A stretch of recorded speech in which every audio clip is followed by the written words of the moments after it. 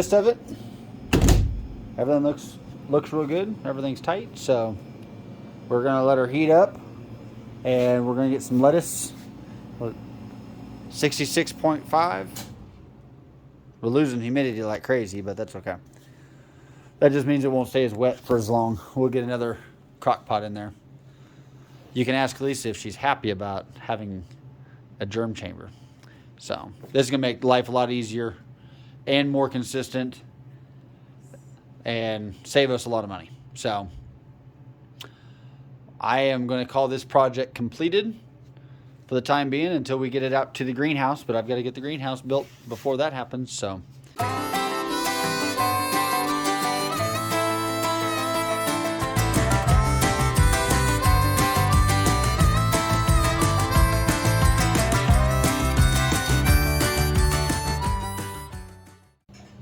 well, good evening. All right, so I'm going to start this little project behind me. So what we've got is we're working on this germ chamber, building out this thing. And so what we've got is a 2-door commercial refrigerator that we have removed everything except for this back piece right here. And that is where your cooling actually comes down. So we're going to leave that so it distributes the cool air more evenly in the refrigerator. This refrigerator did work. We bought this several years ago. We had it, the door seals were bad on it. And then as it got transported back to our farm from another farm, they actually broke one of the doors, the glass in the doors. So we just removed the doors. I'm going to actually build the doors out of polycarbonate. I will show you how I'm doing that as well. But I just wanted to kind of give you a quick rundown of how this looks before everything. So I'm going to flip this phone around and we will take a look here. All right, so what we've gotten thus far is we've got these 2 Inkbird controllers. Now, the green one here is a heating and a cooling. And so what that does is it's got a temperature probe that goes inside the refrigerator. And then it's got a dual thermostat, one for heating, one for cooling. The cooling, the actual refrigerator will get plugged into this port, and the crock pot, one of the crock pots, will actually get connected into the heating port. The other Inkbird here, this one is a humidistat. So that's what's connected to this wire right here. It runs in there, and we will connect another crock pot to, I believe it's the Work 1. Now I'm hoping that I can also set a set of fans to this one. And if I need to, I'm going to put fans in this to distribute the heat and the humidity through the space itself.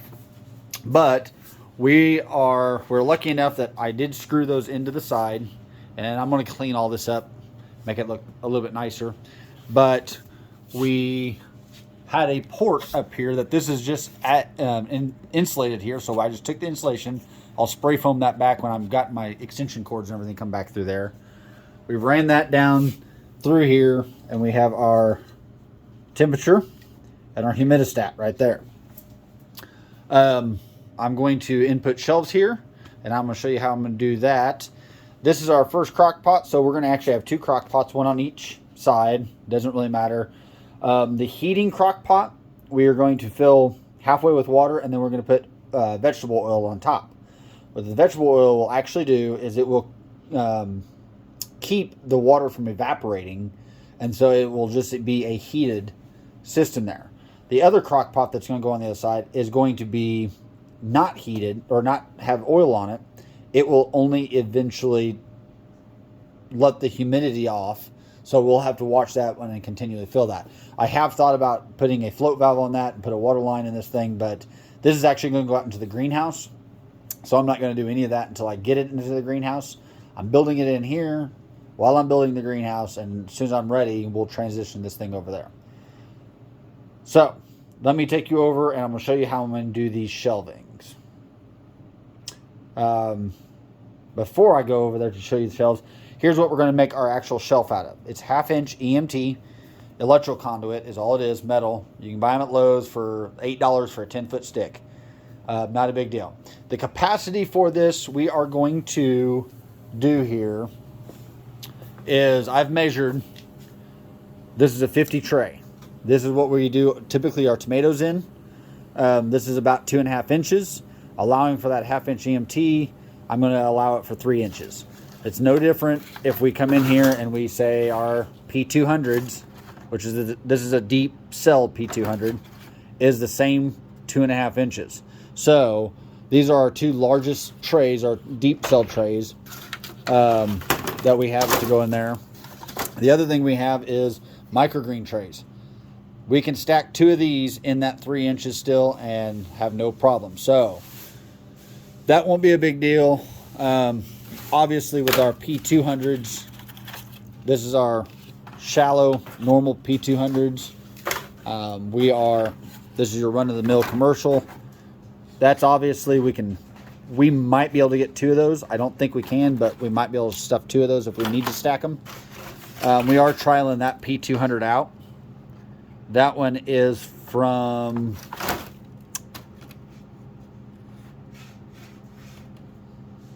Bootstrap Farmer is where this is from. This is a heavier, that they have a 1-year warranty on this. This is definitely a heavier gauge plastic. So we're trialing these out to see if we can actually get it. They are pricey, but obviously the more you buy, the cheaper it is. So that's what we're doing there, using the 1/2 inch EMT. We do have some piano hinges. I have a bunch of shadowing here for our doors. The way I'm going to do the doors here is this is all magnetic strips right here. So I'm going to actually set magnets on the polycarbonate doors, and that way it seals up really nice. We will put the piano hinge on this side, and on the opposite side we can actually use the doors that way, and we're going to go that way. So let's go look at the shelves, how we're going to do this. Okay, so here we are. I've got normal, went to Lowe's here and got normal closet brackets. So what I'm getting ready to do here is I'm going to mark from the top. I'll probably bring it down to 4 inches. Well, probably not, but maybe bring it down. I'll bring it down every 3 inches. So I'm going to put a dot on every 3 inches. What that's going then to allow me to do is I'm going to put self-tapping screws in these, and the EMT is actually going to sit in here on that screw, and it will do the shelf that way at that point. So I'm going to go ahead and get these marked, and we'll install these on the freezers, and I'll show you that process. Alright, so what I've done thus far, I have marked every 3 inches on this one, and so I've just got them even down here on the end. I'm just going to take my speed square at this point and literally lay it on that one, and I'm drawing a line, and that way I'm uniform all the way down. I don't have to sit here and spend all that time marking each one. Alrighty, so what we are going to now do, original plan for me was to drill these out on each one of these marks here and put a carriage bolt or a bolt in there. Wouldn't even have to be a very small bolt. But I did remember I had some Tech screws. So all I'm using is this 3/4 inch Tech screw. It self taps. That screw does itself, and it has a really nice clean head on it. So I'm going to put that in there and show you the depth on that. All right, it doesn't seem like they'll go through that metal, but they do. You just have to kind of put some pressure. These Tech screws can be finicky sometimes.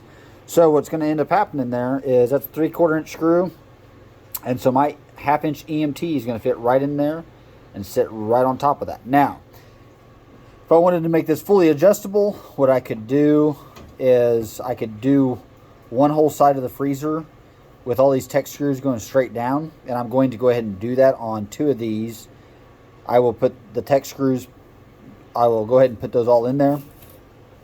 But if I wanted to, what I could do is I could put a bolt in these and notch these to where you could actually take the EMT out. So you could actually have adjustable shelving. But since we have, I believe there's 16 shelves that is on this. These are 4-foot pieces, and we can fit 4 foot with the crock pots in there. That gives us a total amount of 64 trays that can go in that refrigerator. Now, 64 trays at a P200, which we do a lot of stuff with the P200. We're talking just shy of 13,000 plants, and those trays are only in there. Our lettuce trays are only in there for 2 days, for 48 hours. So I can do in every 48 hours, I can do 13,000 plants of lettuce, and turn around and put 13,000 more in there. So I don't think we're going to need the adjustability as much. With microgreens, we'll be able to put up to 128 trays in there. So I'm not worried about the adjustability at this point. I may change my mind later, and the way I'm setting it up now is if I do change my mind later, I can remove these screws to be able to take that shelf out, because these screws will be easily shown. So that's the other way I can make this adjustable. It's just a little bit more permanent adjustable. So I'm going to go ahead and finish this up, and I'll show you that, and we'll get these installed in the freezer. Alright, I got my lovely assistant Lisa here. And so what we've got done is we've got all of these drilled, and so that those actually come all the way to the end almost right there. And then we've got almost all these, not almost, we do have all these just started in there so that we can put the EMT in there, and then when we screw that in, the top one you might be able to get out, but this one won't have enough room because it's only 3 inches. So we'll get this on the wall, and I'll show you how we're doing that as we after I attach this one to the wall. So I think there was something else I was gonna with that, but we'll do that. Okay, so we've got that up there. We just screwed it off this, so we're going to make sure we do everything even here. Now, a word of caution: this is a commercial refrigerator. This can be made out of a freezer, out of obviously a refrigerator, but it can be made out of any refrigerator, any freezer, even one that is from Lowe's. If you don't want the cooling, it doesn't even have to work. So you can make this out of just any old freezer. You can take a deep freeze, actually, and stand it up on end, a chest freezer, and stand it up on end and use it that way as well. It won't be very sturdy. You'll have to make sure it's sturdy. But if you're getting one that is working, which a new germ chamber commercial one, you're talking tens of thousands of dollars for a one this size that would be commercially built. You're talking, I think, $10,000-$12,000, maybe more now. I haven't looked recently. But I say all this to get to this point. We're drilling through the side of this thing. If you are doing a homeowner or something you get from Lowe's or something like that, there are refrigerant lines, there are freezer lines that run, and typically they are in the back in the wall in here. You can hit them in there. I don't know how far they go up, but because this is a commercial one, all of the unit is up here, and nothing runs in this wall. So we're not in danger of hitting anything when we're drilling in this. So just a word of caution. All right. So we've got these two. The screws are all installed all the way through there. They're on both that side. I'm gonna come over here, and these screws are not. They're just barely in there. Now what we did is this thing protrudes out, so we just made it to where our bar is going to sit right here. Our microgreen trays will fit full depth in this thing. They're 23.5 inches long. Your normal trays are 20, they're 10, 20 trays, so they're 20 inches, give or take a little bit. So they'll be fine in here, but we are going to put these poles in and I will show you how that's done. All right, so we've got our EMT cut to length here, and it will fit right in there, but you want it long enough to where it fits still in that channel. So we're actually going to put it in this side right here where it's like that, and obviously it can go up, but the way this is cut now, I'm sneaking it in that channel, but I'm going to have to back that one out just a little bit here.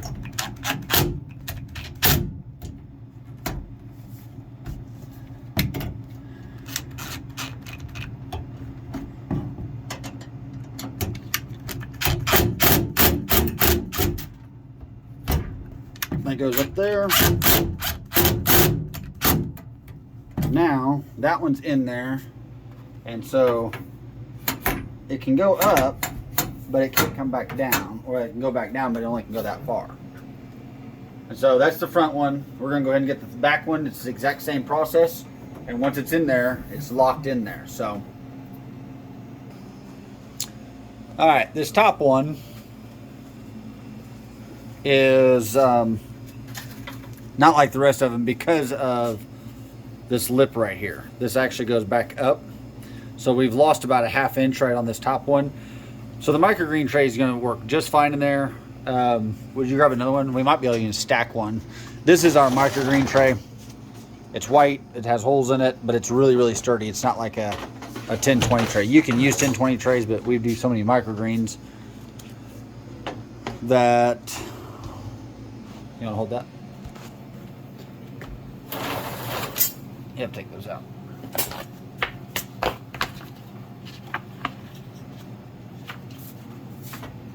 Yeah, so that's going to be too tight for that top rack, which is fine. And I've already tried our deep cell 200 over there, and it's woo! Shipping boxes falling from the sky. It is the deep 200, the 50 cell, probably the 72 cell is going to be too. It will fit, but you have to kind of wiggle it in there on the top rack, so that's not going to work. But our everyday run-of-the-mill P200s are going to work just great up there. So we'll get a second bar in here, and I'll show you the fitness of those. So, okay, so we're going to do some live editing. I will note this on the video early as well. Like I said in the beginning of the video, these screws are over at 3 inches. Now, what I did not mention was, yes, these are self-tapping screws, and I did get several of these in without pre-drilling anything, but I did find that not drilling all the way through, but definitely just getting the drill a little bit started.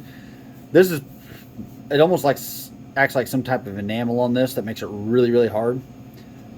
So it was a lot easier just to at least give the drill a few turns and then have those in there. But what we're going at is, you can see that I've actually skipped this screw. If you wanted to make it a perfect fit for everything, you probably are going to need to move this screw. This is, like I said, 3 inches, 3 1/4, 3 1/2 inches down.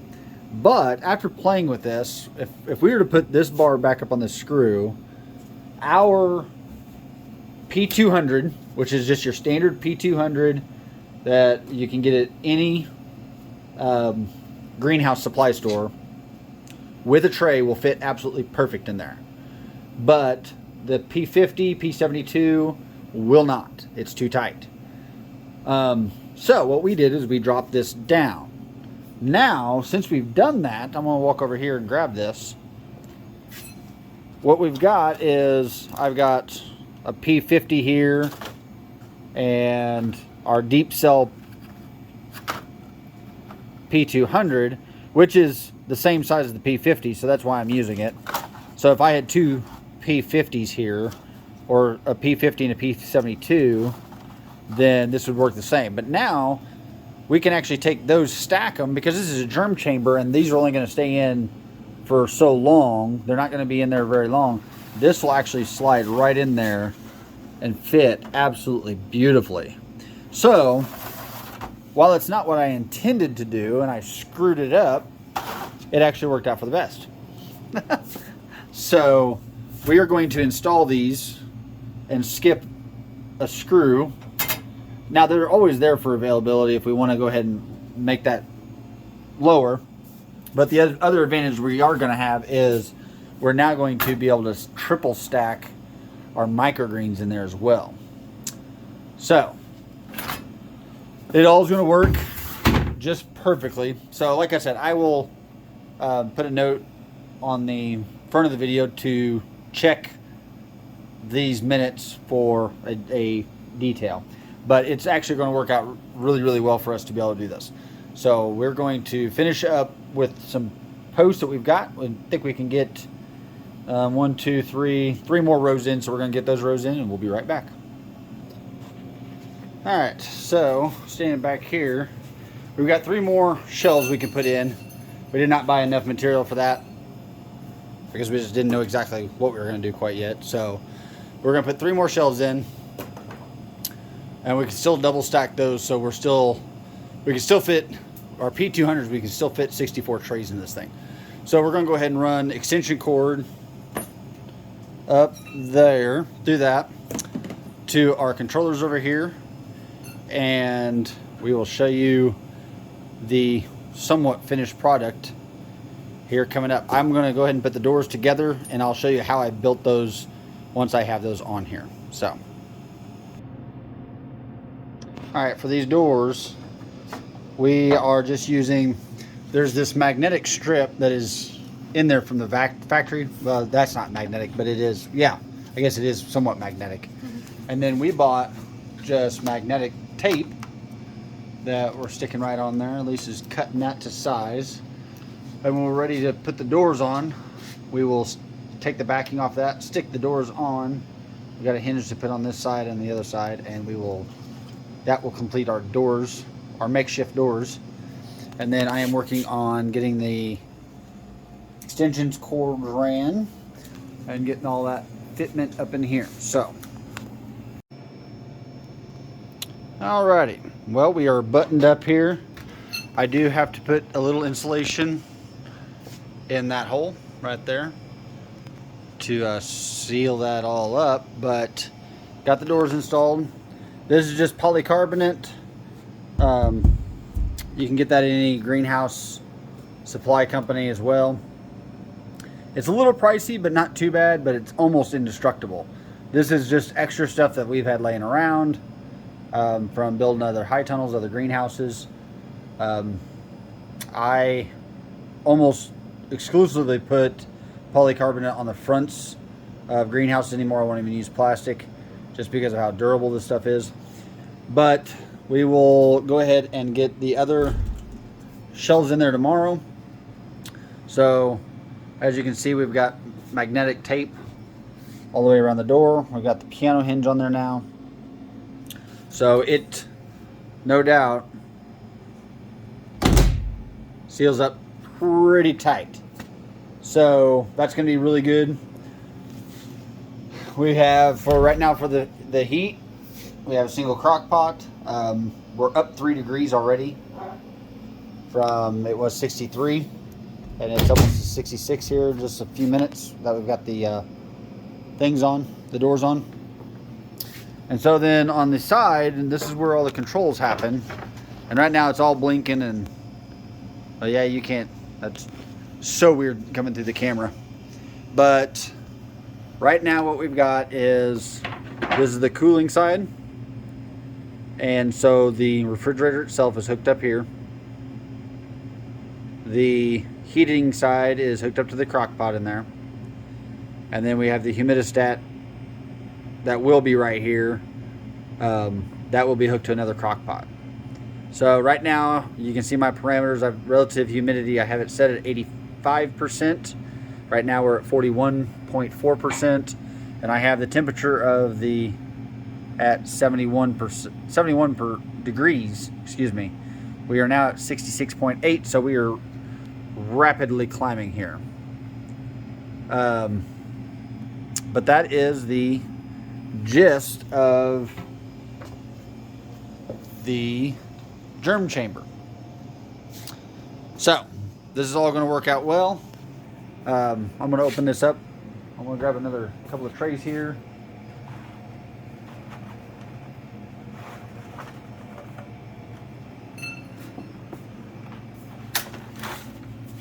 I'm going to try to do all this without dropping everything.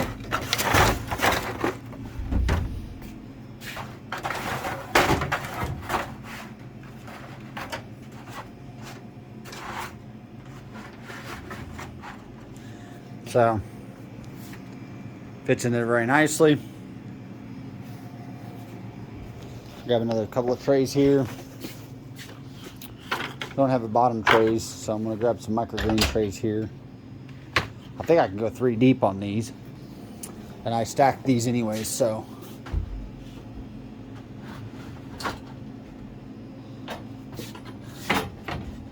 That is going to work out fine there. I can get 4 on that microgreens. And so 10-20 trays. The microgreen trays are really, really goofy, but as you can see, my 10-20 I can set 4 per row there. The microgreens I'm going to be able to stack. You can't get, these are a little bit bigger, a little bit longer, a little bit wider than your normal trays. So I can't get another set of those next to them. I'm dropping stuff here.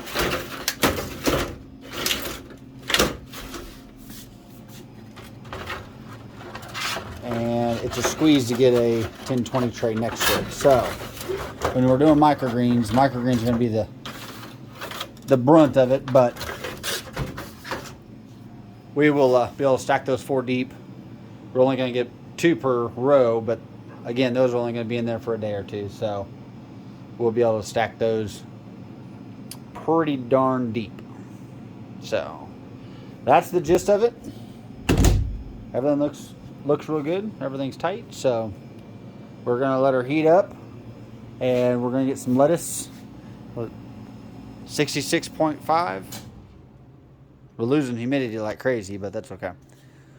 That just means it won't stay as wet for as long. We'll get another crock pot in there. You can ask Lisa if she's happy about having a germ chamber. So this is going to make life a lot easier and more consistent and save us a lot of money. So